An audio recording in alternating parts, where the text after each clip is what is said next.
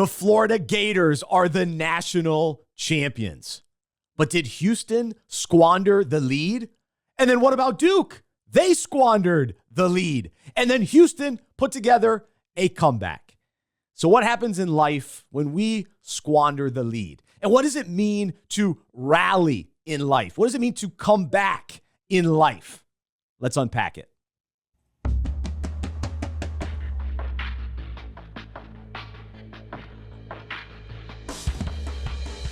Welcome to the Unpacking It podcast, where we unpack parallels, metaphors, and topics in sports that relate to life and faith. I'm Bryce Johnson, just outside Charlotte, North Carolina, in downtown Mount Holly. Aaron is here in studio with me, and we are joined today by Ed Uszynski. He's up in Ohio. It's cold up there, but we are excited to have him back on the show. He's been a part of Unpacking It for a long time as a guest co-host, and so we're thrilled to have him back on today. He is a speaker and an author, and he's been a part of Athletes in Action and Crew and Family Life for a long time. So excited to talk with him. And we will talk about this very intriguing national championship game that took place last night. I thought it was awesome. I thought it was a fun game, a great finish, a wild finish, and Florida wins. And it is fascinating to me that Saturday night, as I'm watching my Duke Blue Devils absolutely collapse and the game ends, and it's like, wait, what just happened? Wait, Houston won? And then we go to Monday night, and the same thing happened. It was like, wait, Houston was winning this whole game, and now Florida's they're the champions? So it was fun. And we'll take a look kind of at the overall tournament as well. For you as a fan, did you enjoy this tournament? Did you like the Final Four, the championship? Where does this kind of compare in recent years? Are we in this new era, and how are we going to see a trend like we saw this year with all number ones and top teams and veterans, ultimately winning out? A lot of these guys on Florida have been there. Will that continue? So a lot to get into. And then we're going to really look at this concept of squandering the lead versus the team that rallies and puts together the comeback. And how does that parallel our own lives? So thanks to everybody watching today on different social media platforms and YouTube. Glad to have you. Always appreciate when you like and comment and be a part of the show today. For all of our loyal listeners on different podcast platforms, glad to have you a part of things today as well. Be sure to email me, bryce@unpackingit.com. I do want to thank our sponsor, Upward Sports. Man, they've got some new things going on. So, of course, they offer soccer and cheerleading and basketball, but they also now have pickleball. So you got to figure out if pickleball would be the right fit for your church and ministry. And then they also have Upward Running. So check out upward.org/unpack and start a sports ministry at your church today. And as we say hello to Ed Uszynski. So a couple weeks ago, I was actually up in Ohio for the Reach Gathering. And all of a sudden, I look over and I see on one of the tables, it is a little flyer here for a new book coming out called Away Game, A Christian Parent's Guide to Navigating Youth Sports. And look at the authors, Brian Smith and Ed Uszynski. So shout out to Ed for the new book. You can pre-order it now. It's called Away Game. Ed, good to see you, man. How you doing? Man, I'm doing all right, Bryce. What was that gathering that you were in Ohio for? Yeah, the Reach Gathering. I was in Columbus. Ah, okay. So, all right. So Baylor was there with the Sports and Faith Institute, and they were promoting your book. So here's the flyer. No kidding. All right. Good job, Paul Putz. There you go. That's it, man. So, so excited for your new book. When does it come out?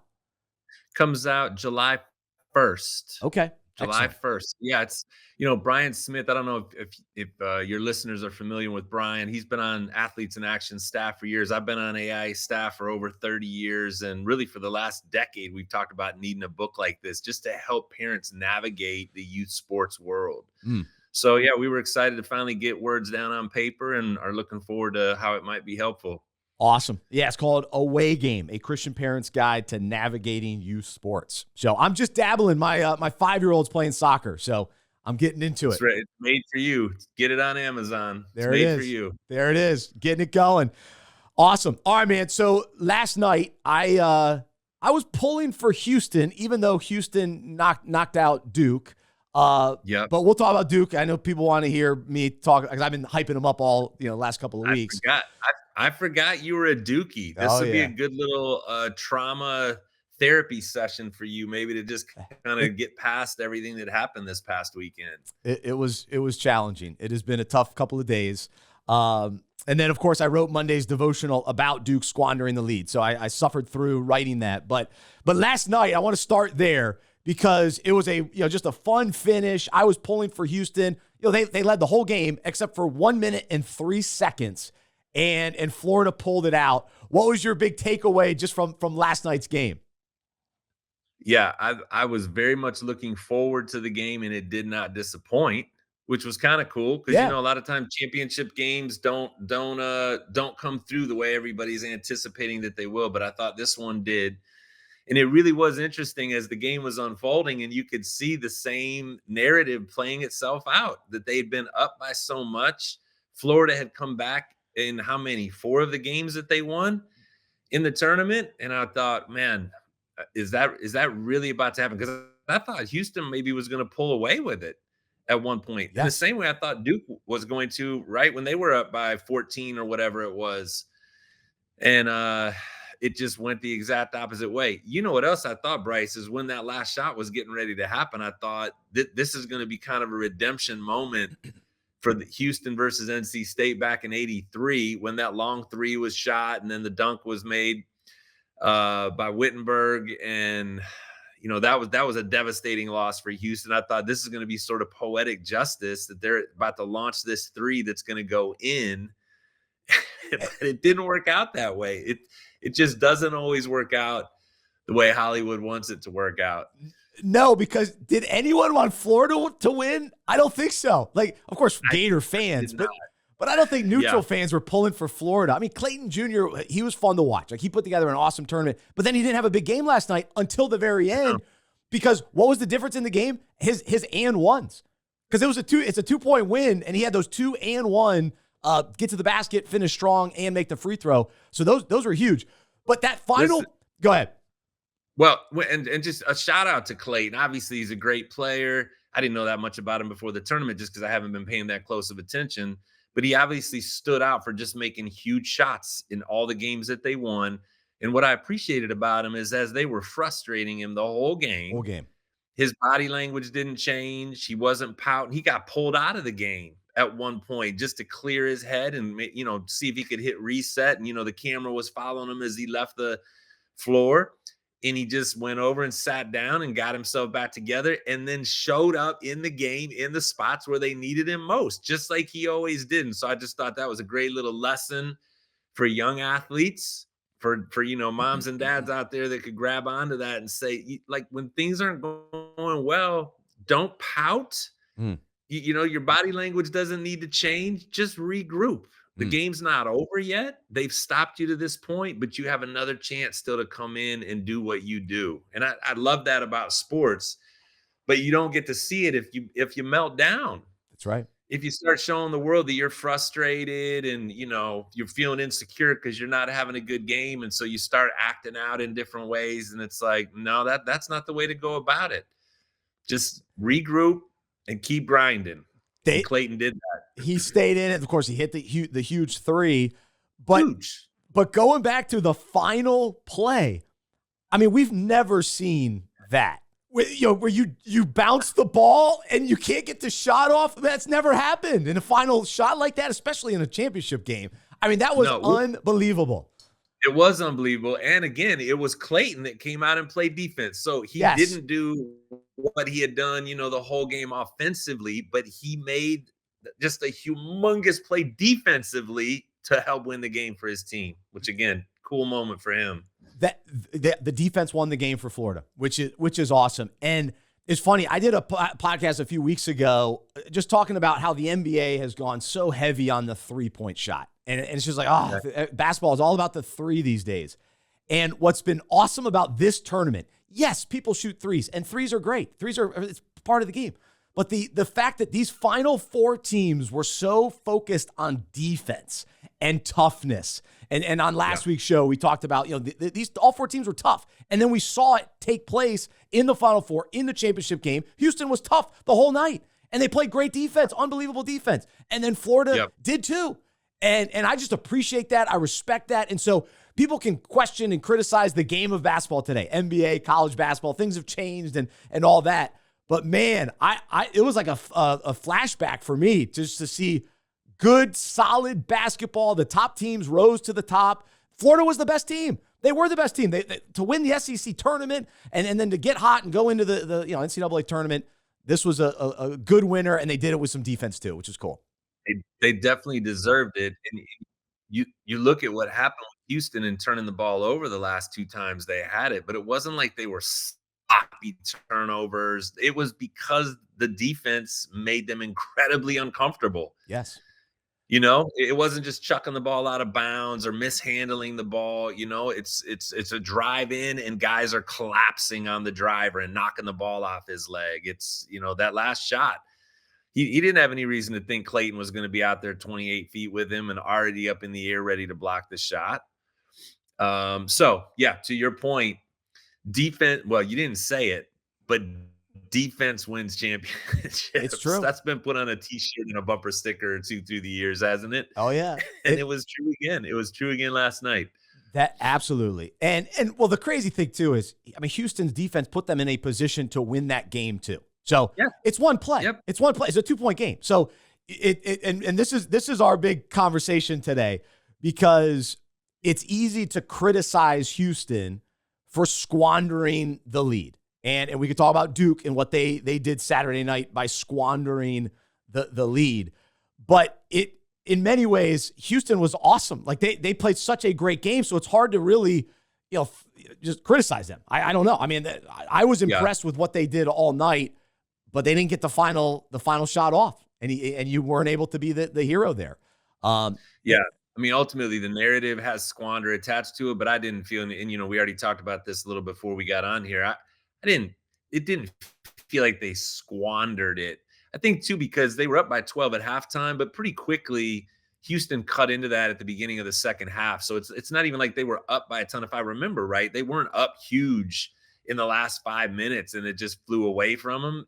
Florida just came back. They made a run basically and got back to even. And for the last 10, 15 minutes of the game, it was just a, body blow, just returning punches to each other is what it felt like. Definitely. It was back and forth. And that was what's crazy. I mean, it's crazy that Florida only led the game for 1 minute and 3 seconds. So that's an unbelievable stat. But part of it too is the game was tied for a lot of the game. And that made for a wonderful championship. So I was some of my buddies like, this is such a lame championship going into it. This is a lame championship game, Houston, Florida. And you got to go into these championship games, just appreciate, all right, these are the top teams, let's go. And we were treated to a wonderful championship game. And I watched this tournament as much as I've watched in recent years. Just my schedule allowed, and I also got sick the first weekend, and so I was on my chair the whole first weekend. So anyway, I watched a ton of this tournament. And I was entertained. I love the storylines. And then the finish of last night, this put together the 2025 tournament, 2 thumbs up, and my favorite team lost in the Final Four. So there you go. Good commentary. And half the country was sick on the first weekend, by the way. You do realize that. But yeah, we all believe that you were really sick. Yeah, people have been sick the first weekend of the tournament, like pretty much like clockwork. Bryce, you and I talked about this. We used to talk about this all the time. I feel like it was a theme for us back when we used to do our podcast together. I'm trying to remember what did we used to call Under that? review. Yeah, when we used to do under review. And that is that sports is amazing, but it is a lousy place to get your identity from. It's not a place it's not a good idol. It doesn't make for a good idol to try to get all of your life out of it, because a game like last night is such a great example. They really were. At the end of the day, Florida wins a championship. The confetti comes down for them. They get to put the banner up. They get the trophy. And that's what the whole point of playing is to try to get the trophy. Okay, I'm never taking anything away from that. But Houston was amazing. It's a 2-point game. They played their guts out. Their defense, the ball goes in and it's just a completely different narrative. They played great defense the Oh, whole yeah. time. They withstood every charge from Florida. And again, the narrative just flips around with one thing happening differently. And that's the way it is in sports across the board. When you've got as good of 4 teams as there were in this Final Four, all 4 of them legitimately deserve to be there, played their guts out. Again, we can talk about Duke kind of shutting it down for 10 minutes, and maybe that's something to do with being young and just not having been in a situation where the heat got turned up like that on them. We can come back to that. But the point is, they all deserve to be championships, to be champions. They really did. In terms of the way they played throughout the season and the way they conducted themselves in the tournament. But only one is going to be champion, and it's going to come down to who executes at the end of the game and gets it done, and they rightfully get to hoist the trophy. But Houston doesn't have to feel like they're losers, I guess. And again, I don't know how this lands on people that are listening to this. They lost the championship, but they're not losers in the way they operated. No, it's fascinating. And what I appreciate about college basketball is that it's the one sport that really emphasizes the Final Four, right? I mean, it's the Final 4 teams. No other sport gives so much credit. I mean, the NFL a little bit, you're the NFC Championship. I think I've got a Panthers NFC Championship hat somewhere around here. Yeah, it's below me. So yeah, all right, NFC Championship. Cool. They go to the Super Bowl. But the Final Four, that's a significant thing. So all 4 of these teams is like, man, we went to the Final Four. There were 68 teams, and 4 of us remain. And I was listening to Charles Barkley last night talk about Broome being the greatest Auburn player ever. And for Barkley to say that as a former Auburn player. So that's a tremendous season. And then to think as a Duke fan, listen, I'm devastated. Like, that was a brutal loss. That was hard to swallow. It was surreal. When that game ended, it was like, wait, what just happened? But I also have to appreciate the fact that Duke found another coach. They found a successor to one of the greatest coaches ever, and John Shire is legit. And sure, he's a 37-year-old coach, and did he get out-coached down the stretch? Maybe a little bit. Kelvin Sampson maybe got the edge down there. So anyway, I would hope so. Yeah. I would hope that 40 more years of experience would give an edge. Absolutely. Absolutely. So anyway, there is a celebration, and listen, I'm not Mr. Everybody Gets a Participation Trophy, but the Final Four, these 4 teams, even more so than in recent years, they accomplished a lot. And these are great stories. And for Sampson to get Houston back in the championship game, I mean, what a story for him and his coaching career and all that. So it was cool. Everybody goes home feeling terrible except one team. That's it. Yeah. And again, there's something to that. That's we love sports. We love the journey of it, but everybody goes home feeling lousy except one group of people. I know. And then it's hard to draw the big conclusions. And so what we'll focus on today as we parallel this spiritually is, and it's just so interesting for Houston to be on the winning side Saturday night, to put together a comeback and rally against Duke. And then 2 days later to be in the same spot that Duke was in, where you had the lead, you had a chance to win, and you didn't. And so it flip-flops so quickly. And just this the parallel for us is that we know how both feel. Like we have the ability to rally in life and to put together comebacks when we're down and out, when things are dire, when things are against us. And as followers of Jesus, this is especially true because of the strength and the power that we have as we rely on Christ within us to be able to rally and come back. But there are also times where in our flesh, in our selfishness, in our weakness, where we squander something, right? We fall short, we squander, and this concept, especially as we talk about Duke, they had all the talent, they had all the opportunities, they had everything they needed. We did a podcast about how Duke is a complete team. They had everything they needed to win a championship, and now they didn't do it. They squandered their opportunity.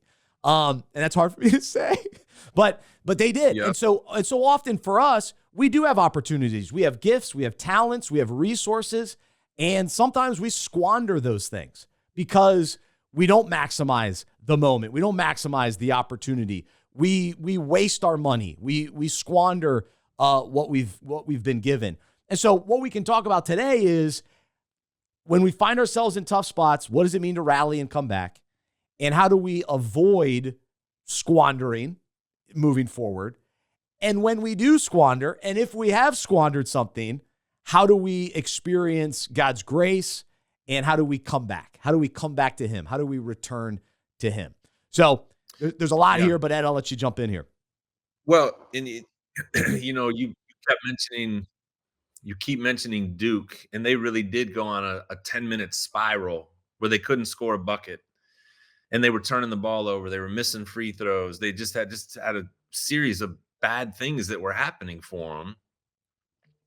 And I ask myself, of those three questions, even that you threw out there, are three observations. When things start to go bad, how do we stop the bleeding in life? And even the fact of there's an element of maturity that the older teams were able to stop the bleeding way quicker than the younger team, Duke in this case, was able to. I was thinking of a quote that's in our Weekend to Remember guidebook by Paul David Tripp. And it says something like, the gospel is about fresh starts and new beginnings. And really what's implied in that is the verse that talks about how your mercies are new every morning. There's a chance to start every day, as long as you have life and you have air in your lungs, to get off the bad merry-go-round, so to speak, and start over again. No matter what it is, whether it's bad decisions that I made vocationally, or bad decisions that I made relationally, or something's going on in school, just a series of bad choices that I made, that I can wake up today and say, God, help me to start this thing over again. What do I need to do? And usually it's going to involve some kind of repentance. It might involve an apology of some sort. It's going to involve some kind of humility, where I set my pride aside and I say, I've been messing up here, or I don't know what's best or how to move forward, and so there's sort of a hit the bottom of my pride barrel, so that I can get a fresh start in this relationship, or in this direction, or in my communication with God, or my spouse, or my kids. And so there's a formula there that says you don't have to go completely over the falls. Amy and I were just at Niagara Falls, and Oh, wow. you don't have to ride that river all the way over the edge. There's constantly limbs that are sticking out from the edge of the water saying, grab onto this and let's get out of this flow and let's start over again. And I love that about the gospel. It really is kind of built into the Christian narrative that you can start over again. Amen. No, I love. What's that? Go ahead. I was just going to say, passing the baton back to you. Which part of that do you want to grab onto? Yeah, I think the acknowledging and confessing, all right, I squandered the lead. And so even as a Duke fan, there's no denying Duke squandered the lead. They blew it. I mean, they can't get the ball in bounds. You miss free throws, and you fall to the ground. I mean, I don't understand Cooper Flagg at the end of games falling on the ground. It's an interesting thing. I don't know. So it was tough. But the good news for us as Duke fans is that, like I said, John Shire is a legit coach.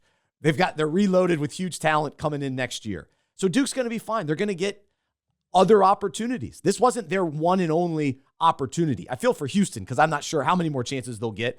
Sampson, older coach, but apparently they're going to reload. They got 3 key guys coming back, so they get another chance too. Cooper Flagg, it's easy to say, yeah, he squandered the opportunity to have a legendary shot that we would have watched for history. Now we're going to watch it for the miss. Front end. Yep. It was a good look. It was a good play coming out of timeout, drawing up. All right, awesome. He just missed it, and it's a bummer. But guess what? he has an opportunity to go be a wonderful NBA player. Hopefully he'll be the top pick for the Charlotte Hornets and he'll be a legend here and bring basketball back to Charlotte. That's the dream, baby. That's the dream and the hope. But just because he squandered it doesn't mean that he can't come back from this and learn from this. And so, talk about the picture of the gospel and the prodigal son story that many of us that have been around church for a long time, very familiar with this story.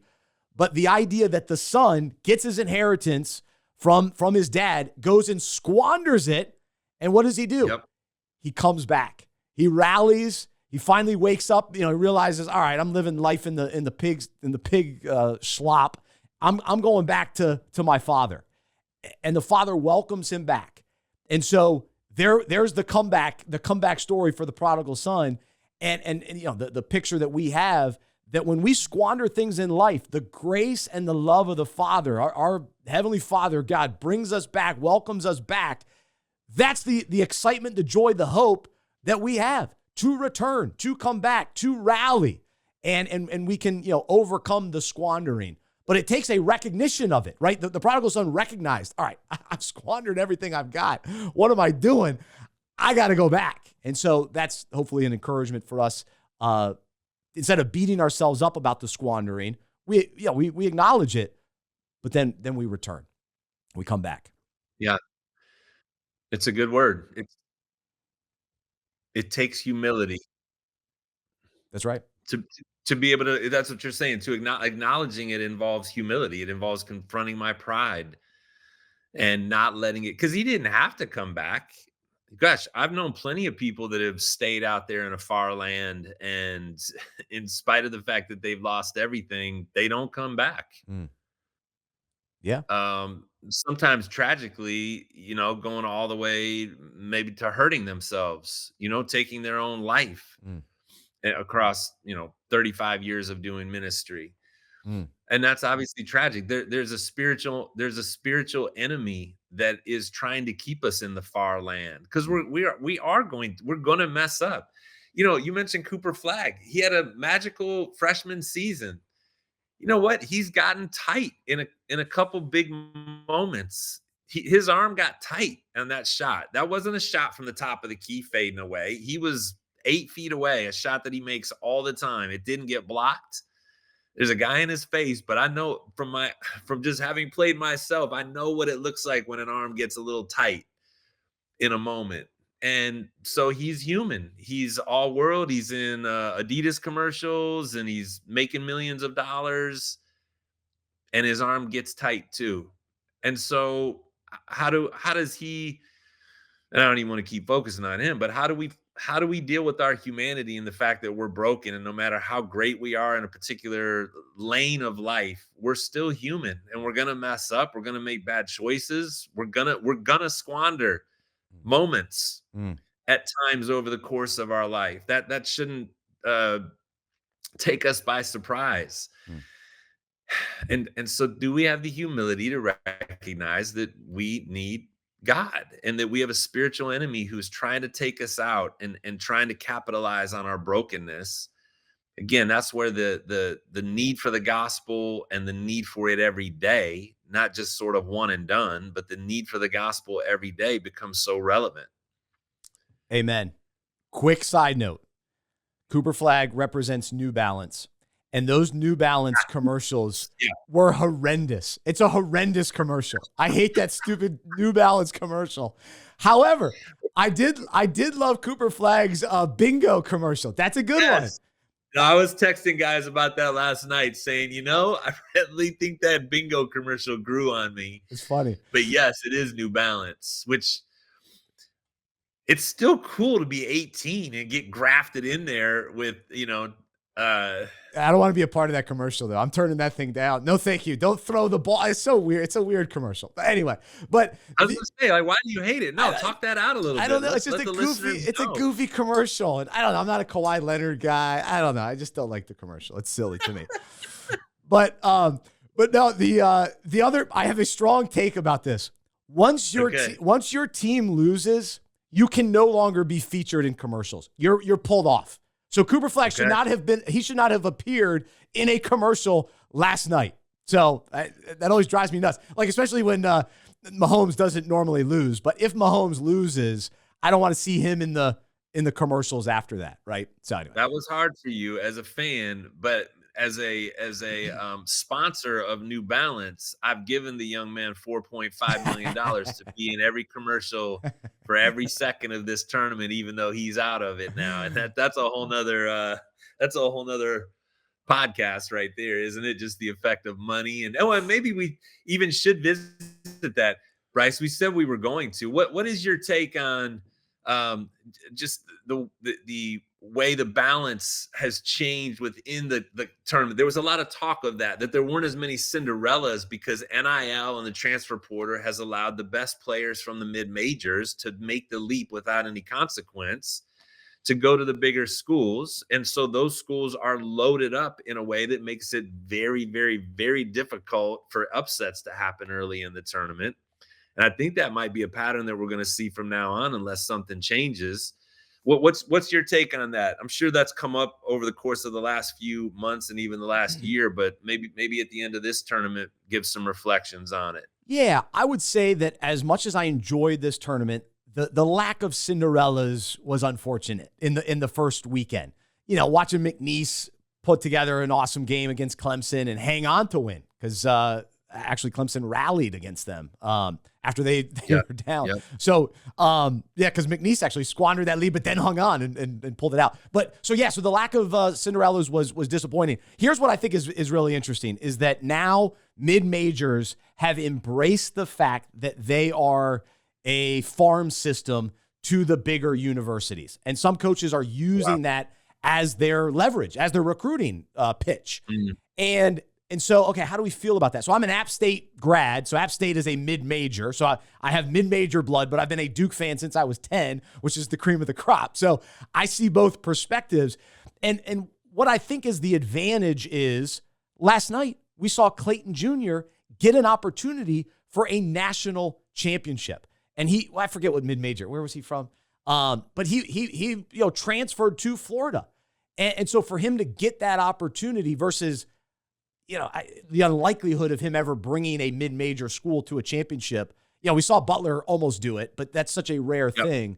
So I appreciate the opportunity now that guys have once they showcase their talent and go, hey, no, I was just overlooked in recruiting.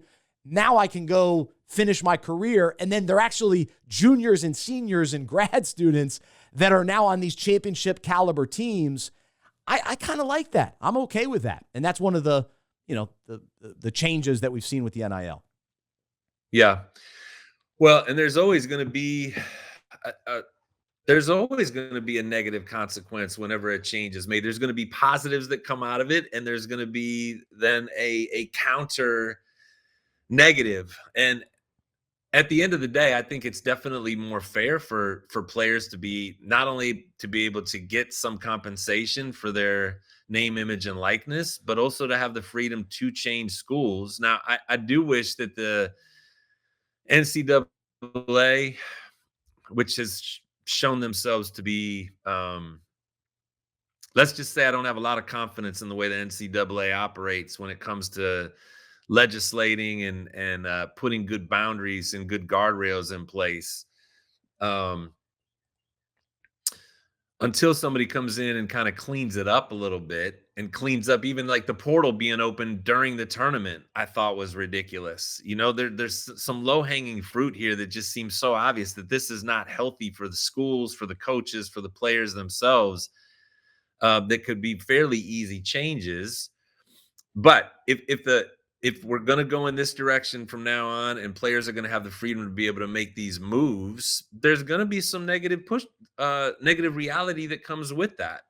I think that's just part of it, that we're not going to have what we used to have. And instead, what we're going to have are hopefully amazing Final Fours moving forward. And even the, Sweet 16s. I just thought they were great games and fun to watch. So and talented teams. There was a little window. Yes. There was a window there. I forget what years it was, but in recent years, where the quality of play was a little weak. It was like the games were just kind of tough, and there was a longing for better basketball. We saw great basketball. I really appreciated this tournament's brand of basketball, the different styles of coaching too. We saw young coaches, old coaches, combination of both. We still saw some of the highly recruited guys and the freshmen, like at Duke, shine, and we saw some of that throughout the league. But then we also saw guys like Broome and Clayton, who had been there forever, been around forever, shining as well. So that was cool. So and just Clayton went to Iona. Sorry, I forgot Iona. Iona, good. It'll be that much harder to get on the courts when you're at one of the major schools now. That's for sure. Oh yeah. It'll be when you're on the roster, but it's going to be harder to get on the court because the teams are so loaded. Yes. With talent. The bottom 5 on any one of these 4 teams would be starting on most any other team in the country. A guy like Isaiah Evans on Duke, unbelievable shooter. I think he shoots every time he touches the ball, so that's probably why he doesn't play as much. But he's like projected to be an NBA player. He barely played. He barely played for Duke in the Final Four. So so that's great. That's just crazy part of it, to your point. But yeah, so I think overall, I'm willing to embrace the changes in sports, and you take the advantages with some of the things that you lose along the way. One of the big things for me is the conferences are laughable at this point. Yeah. So agree. So agree. As a Big Ten guy who now has 18 teams that are on the, ranging from the East Coast to the West Coast, growing up where it's all, the Midwestern, it's all the schools that are kind of right here in the middle of the country. That really has just become a joke. Oh yeah, it is. California, Stanford, and the ACC. I mean, come on. But as we sort of, we knew going into today's show, we were going to be all over the place. There's so much to discuss. Championship, Final Four, full tournament. Always great to have Ed back on the show. The big, takeaway, I think, from the squandering standpoint today, one is the encouragement of grace, that we can come back to the Lord, return to the Lord when we have squandered something, squandered our gifts or talents. And, maybe we go through a season of life where it's like, man, I'm just not serving the Lord. I'm not using the gifts that he's given me. And I've squandered opportunities. There is grace, and there's new mercies like Ed was talking about earlier, and new opportunities moving forward. But also the encouragement and the challenge for us today is to not squander, right? To put things in place and to orient our life around the Lord and to continue to seek him every day, to say, okay, God, what talents have you given me? What gifts have you given me? What resources have you given me? And how can I be a good steward and finish strong and make the most of the opportunity and make the most of the moment and avoid the shots that fall short, avoid some of the slips. And we know that we will, and we squander, and all that kind of thing. But there's also the encouragement to say, hey, let's continue to grow and get better. Let's rally in our lives and say, no. I'm done. I'm done squandering in that area. I'm done wasting time, wasting money. It's time to go and to finish strong. We talked a little bit about that last week about, being tough. It's like, it's time to be tough. And so today, kind of framing it around this concept of, no, let's not squander anymore. So a couple of verses I wanted to share today. 1 Peter 4:10, God has given each of you a gift from his great variety of spiritual gifts. Use them well to serve one another. All right, so let's not squander the gifts. Let's use them to serve others. And then in Romans 12:11, never be lazy, but work hard and serve the Lord enthusiastically. All right, I in some ways, Duke got complacent. They got lazy down the stretch in that game. I mean, some of those passes on the inbounds, what are we doing? So in our lives, we've got to, work hard, serve the Lord enthusiastically. And then that leads to Colossians 3:23 and 24. Whatever you do, work heartily as for the Lord and not for men, knowing that from the Lord you will receive the inheritance as your reward. You are serving the Lord Christ, the Lord Christ. And so is that our approach? Is that our mindset every day to say, all right, I don't want to squander, I want to serve. If I get down and if I do maybe experience some squandering, I'm going to rally. I'm going to return to the Lord. I'm going to trust him, and I can come back to him for strength and receive his grace, receive his love. And so is that the pattern of our life? So we're setting things up in our lives to avoid the squandering. But then when we do, we return and we come back, and we're encouraged by some of these teams that found a way to rally. And so, last night thinking about Florida rallying, they came back, they kept the poise. I heard coach after the game talking about, we stayed the course. We stayed the course. And that was their mantra, all season long, because they would get down in games, but they stayed the course and they rallied. And so sometimes in life, we gotta rally and be resilient, like we talked about last week. So anyway, any thoughts as we wrap things up here, Ed? Well, we really didn't talk about that stay the course idea, but I thought all these teams, and again, Duke was an exception because they hit that really long stretch, but all of these teams modeled for us, just keep grinding it out. Get to the next play. Just keep doing what you're best at and do it consistently over time. Don't get too high or too low with what's happening with the score. Just keep showing up and do the right things, which again, that translates into life. Sometimes we get way off track and need to get back on all the things that you already said, Bryce, but it is really just kind of a great daily devotional thought just to say, get up and do something good today. Get up and show up and do the right things in the right way as God gives us another day. And that's a really cool way to approach life. Just keep doing it. Keep going. That's it. That's right. Yeah, it sounds very Hallmark movie channel, but it's just true. It's true. That's right. No, and we saw it play out with these teams this year, which is very inspiring. But here's another verse, 2 Corinthians 6:1. As God's partners, we beg you not to accept this marvelous gift of God's kindness and then ignore it. And so, the concept of ignoring is kind of squandering it too. And so the message paraphrases it this way: companions, as we are in this work with you, we beg you, please don't squander one bit of this marvelous life God has given you. And so we do have to wake up and approach each day recognizing, all right, God has given me a marvelous life. We have so many blessings and opportunities. And so are we going to take advantage of those today and serve him today and use all the resources that we have, the time that we have, the relationships that we have? Let's not squander it, but let's finish strong and make the most of it. So we don't look back and we're talking about, man, I had that shot at the end. I could have hit it. So we want less and less of those types of moments and thoughts. But again, knowing that they will be there, and thankfully we've got the grace and mercy of our wonderful Lord and Savior Jesus. And so we cling to him today. Ed, great stuff. Always fun talking college basketball with you, and appreciate you being a part of the show today. Yeah, man. Thanks for having me back on. I look forward to doing it again. Awesome. Well, wish you the best. And again, his book is called Away Game, a Christian Parent's Guide to Navigating Youth Sports. And it is available for pre-order now, coming out in, you say July 1st. Yeah. July 1st. July. Awesome. Well, cool. He's Ed Uszynski. Thanks to our producer, Aaron.